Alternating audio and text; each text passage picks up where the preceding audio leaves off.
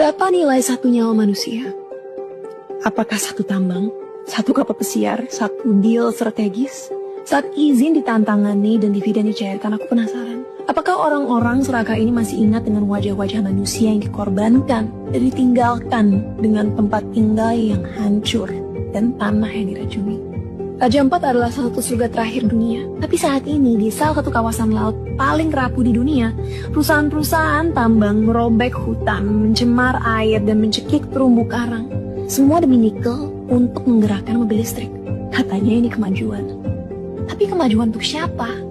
Coba tanya ke mama-mama di Papua yang sekarang kesulitan cari air bersih untuk mandiin anaknya. Coba tanya nelayan yang pulang dengan jaring kosong dan gak bisa ngasih makan keluarganya. Coba tanya para tetua yang lihat hutan-hutan sakral mereka diratain. Harga sebenarnya dari tambang ini bukan sekedar kaum logam yang diambil, tapi kematian cara hidup, putusnya ikatan suci antara manusia, tanah, laut, dan budaya. Why does this keep happening? Tentunya banyak faktor yang gak bisa dijelasin dalam satu video ini, tapi salah satu hal yang ingin aku bahas adalah moral disengagement.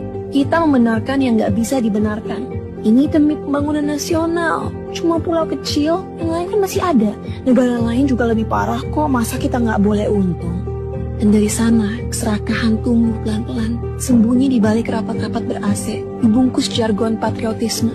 Apa yang awalnya cuma kompromi kecil soal etika lama-lama jadi hal biasa. Sampai akhirnya seluruh ekosistem dan budaya pun dikorbanin tanpa rasa malu. Ini bukan sekedar kegagalan kebijakan. It's a failure of conscience. Kegagalan hati nurani. Ironisnya, masyarakat Papua yang sekarang kita rugiin ini dulu justru penjaga surga ini. Mereka ngelindungin terumbu karang jauh sebelum dunia peduli sama konservasi.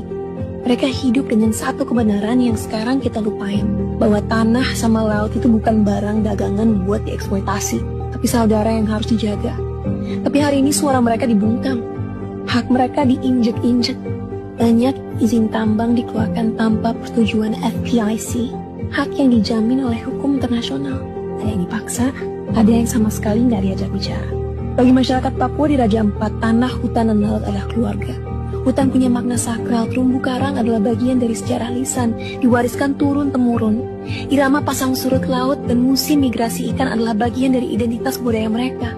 Dan sekarang, hutan-hutan sakral diratakan, laut jadi mati, dan sunyi ilmu yang dulu diwariskan dari orang tua ke anak tentang laut dan alam jadi tak relevan lagi. Apa gunanya ngajarin anak tentang terumbu karang yang udah gak ada lagi? Ini adalah disorientasi budaya, putusnya hubungan spiritual dengan alam yang dulu menopang kehidupan mereka. Kerusakan ini